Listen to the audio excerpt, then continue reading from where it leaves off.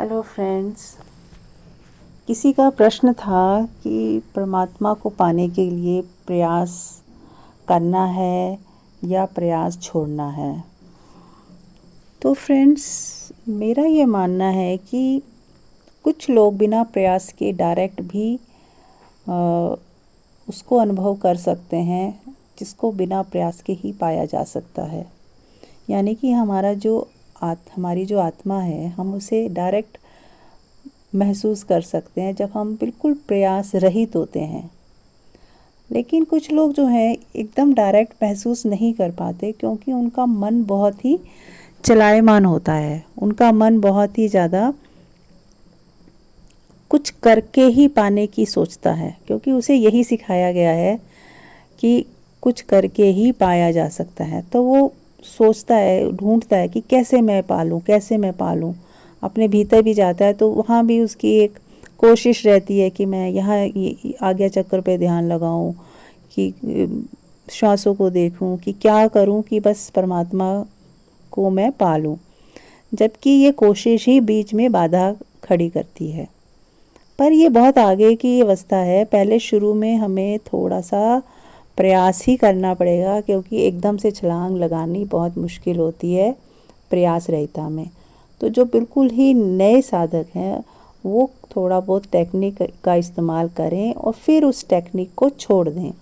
जैसे मान लो कोई नाम जपता है, तो वो नाम जपे, 10 मिनट 15 मिनट नाम जपे, और फिर बाकी आधा घंटा वो बिना नाम जपे बस उस शून्यता को, उस प्रेम को महसूस करता रहे, ताकि प्रयास रहितता में वो पहुंच जाए, जहाँ पे कोई एफर्ट नहीं है।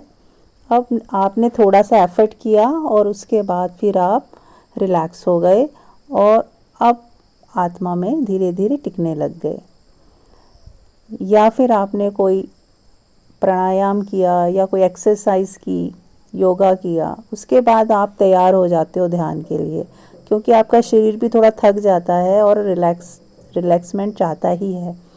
तो आप उस रिलैक्स स्थिति में ध्यान में प्रवेश कर जाएं। आप आंख बंद करके बैठ जाएं और या लेट जाएं। अब आपका शरीर थोड़ा सा थका हुआ है, आप 10 मिनट 15 मिनट ध्यान में बने रहें।